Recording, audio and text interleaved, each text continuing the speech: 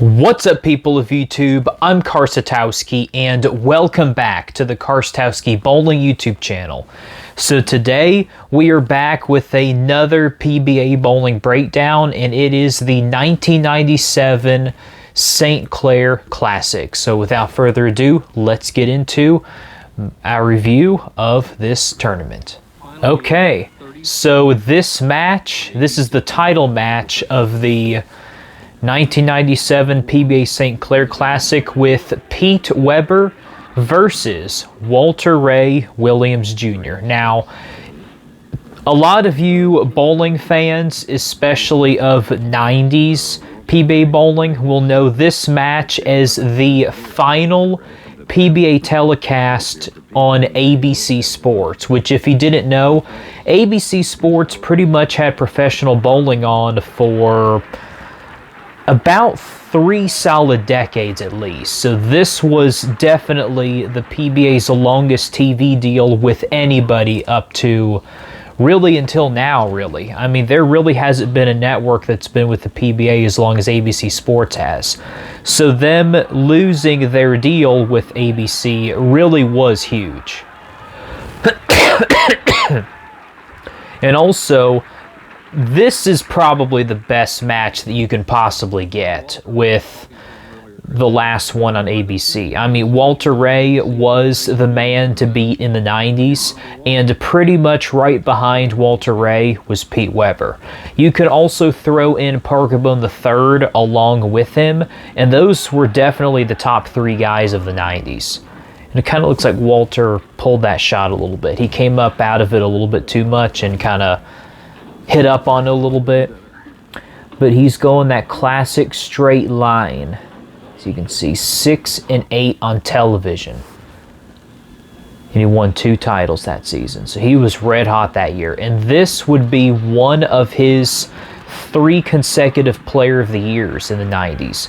Like I've mentioned in my last review, in my last PBA telecast review, Walter Ray won 3 consecutive Player of the Years, 1996, 1997, and 1998, and I believe he won Player of the Year in 92, if I'm not mistaken. Pete Weber will pretty much go down in history as the greatest player of all time to have never won Player of the Year. And also, there's another bowler who is in contention for that title, and that's Anthony Simonson. If you guys didn't know, Anthony Simonson has been among the top 2 and 3 players for at least about 4 different seasons in his career, and he has yet to win Player of the Year. He got snubbed by EJ just this last year.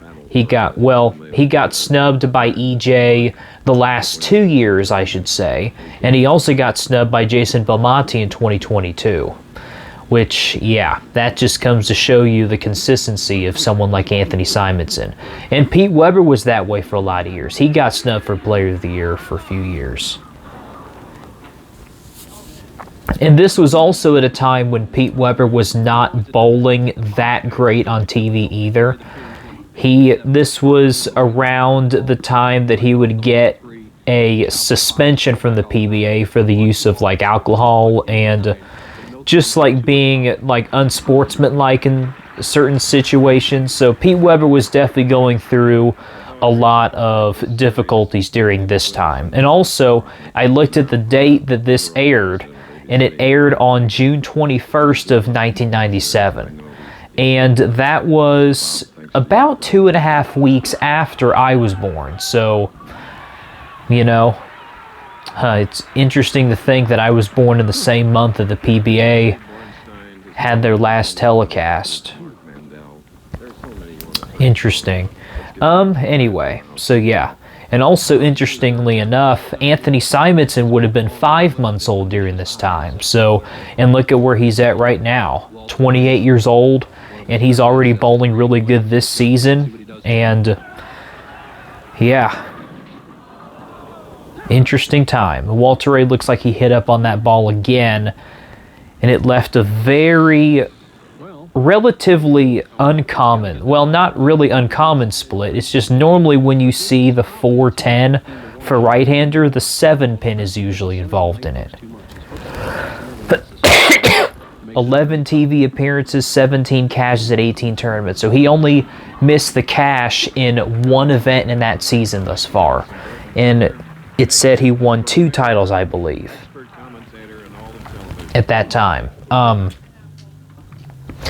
Yeah, and also very interestingly, the amount of tournaments that they had back then as well is staggering. Back then, they would have tournaments basically all year round. And I think they would have like almost 30 tournaments in a year, like 30, 34 at least. And this, I believe, was one of the last seasons where they had less than like 24 or 25. And look at those money leaders.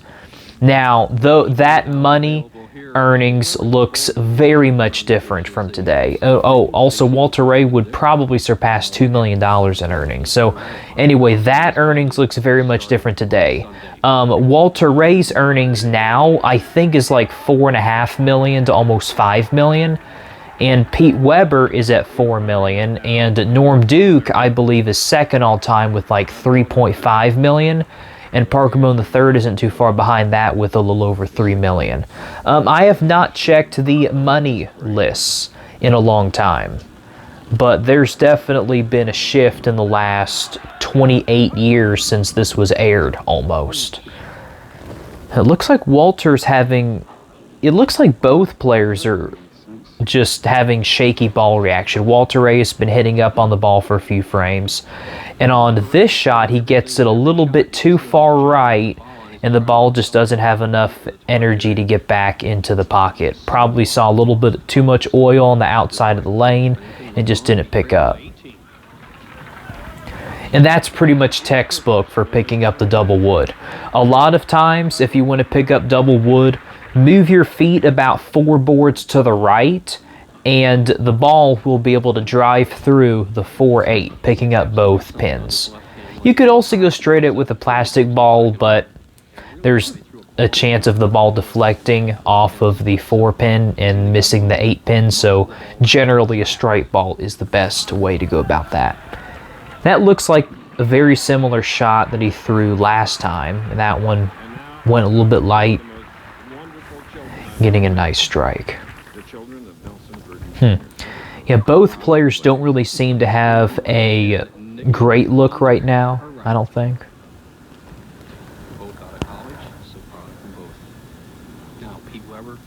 Pete Weber leads by 18 frames halfway through this game, and something distracted him. Yeah, the camera. This must be the early days of him getting distracted by cameras, and as you guys are well aware of, in Pete's career in the 2000s, he oftentimes yelled at people with cameras and just people in the audience in general. And this is like one of the first instances that you'll probably see of him getting distracted by a camera. Oh. Yep, that's a relatively common lead for bowlers who just get it out to the dry part of the lane a little bit too quick or just miss it left in general. That's actually cool of how they did this. They actually had somebody throw the ball at that spare for that. Like, that's not CGI or anything like that. Today, it would be like a CGI of that. But somebody actually literally just went up probably about 6 feet from the pin deck and just threw the ball at it and had a camera on top of it. It's very interesting how they did that. But ABC Sports on AOL. Good gracious. Now, we did have internet when I was really young, but I had never used AOL. But I'm sure a lot of you who are over 30 and 40 years old probably are very familiar with AOL. The very early days of the internet were around at this time, for sure. And Walter Ray trails by 14 into the 7th frame. I have never actually seen this entirety of this match before. Oh, that could have left a 7-10. Yeah, that just left a flat 10 pin Walter's ball reaction, it looks like that he needs to be dead accurate in order for his ball to go into the pins the right way. He really has not had a convincing strike, really the whole game, pretty much. He's going to need to figure something out if he wants to beat Pete Weber at this. I wonder what kind of bowling balls they're using. So Brunswick was pretty much the bowling king at this point. Like, they made everything from bowling balls, bowling shoes, like towels and chamois. They also had their own bowling centers, and they still do to this day.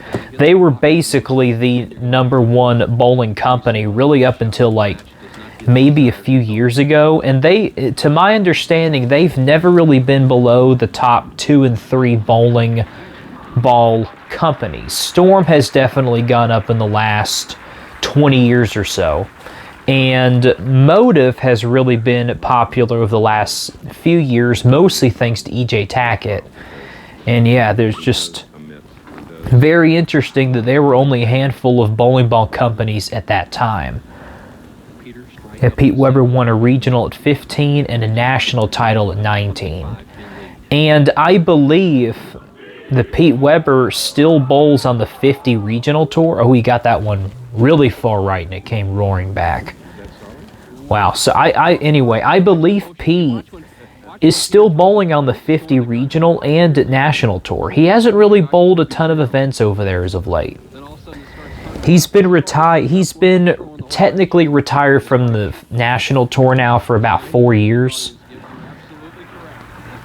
It's kind of hard to say if Pete Weber will win again on any professional capacity, especially since now he's in his mid-60s, and so is Walter Ray. Walter's actually about like 65 or 66 now, but the fact that both of them have been doing that for as long as they have, and really are at the tail end now in their careers, they've been pros for over 40 years for each of them, just shows you not only of their greatness, and that's Pete Weber's dad, by the way, the legendary Dick Weber.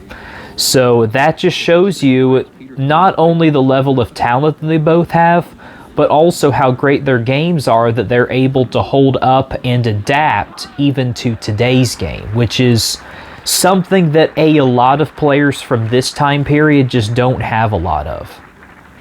A lot of their games just didn't transfer too well over the last like 10 years or so, for the most part. There's been some guys who's been able to make it work, who have lower ball speed and rev rate, but not many of them. Here you go, light mixer. Late 5-pin. That's one of my personal favorite bowling hits. Even it lets you know that you've got a little bit of miss area to the right side, and also you're throwing it good. If Walter threw that one really bad and just like lost it a little bit with his hand, it would have left at least 2 or 3 pins behind. It probably would have left at least the 1-5-2 behind, I'd say, if he threw that one poorly. And he threw that one good. That was his best shot of the match. He really hit up on that one, made sure that it went dead straight around 4-5 board, and then perfect flush in the pocket for all 10 in the pit. And he is down by 2 pins now. He needs all of them to force Pete Weber to pretty much get the first strike in the 10th frame. And this is really where Walter Ray has shined over the years. Not bowling too great most of the time in like the first half of a game, and then the rest of the game is just lights out, and he just puts the ultimate pressure on his opponents, and they've got to step up. We've seen this with Brian LeClaire on my last PBA bowling review, and we're seeing it now against Pete Weber.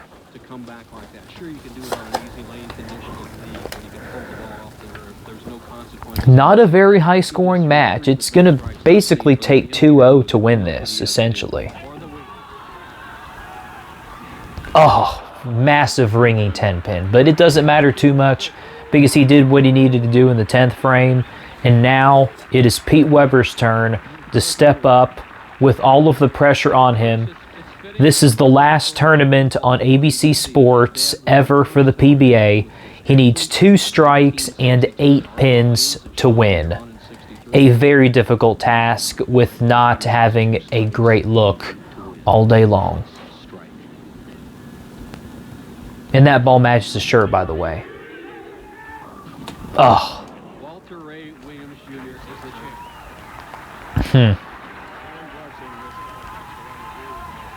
I would say he was standing a little bit too far right on that shot. That's what I'd say. And this was Walter Ray's 3rd title of this year. I don't know how many titles Walter Ray would end up winning in this event. Okay, I believe those earnings would have gotten Walter Ray to $2 million in his career, I think, or very close to it. Like maybe $1,500 shy, but yeah, very close to it. Huh, perfectly clear glass trophy too. Okay, coming up to a retrospective pretty quick. There's our son. I don't really think that we need to watch the rest of this.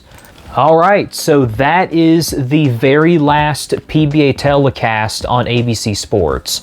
Again, they've been with the PBA for about 3 full decades, which to this day is the longest TV deal that the PBA has with any network.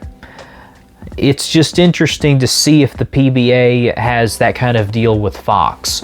Fox has definitely done wonders for the PBA over the last few years, but if they get another TV deal like they did with ABC Sports, PBA, bowling in general, well, not just the PBA, but bowling as a whole in general, I think will start generating more income into the sport, and professional bowling hopefully one day will be a legitimate career path.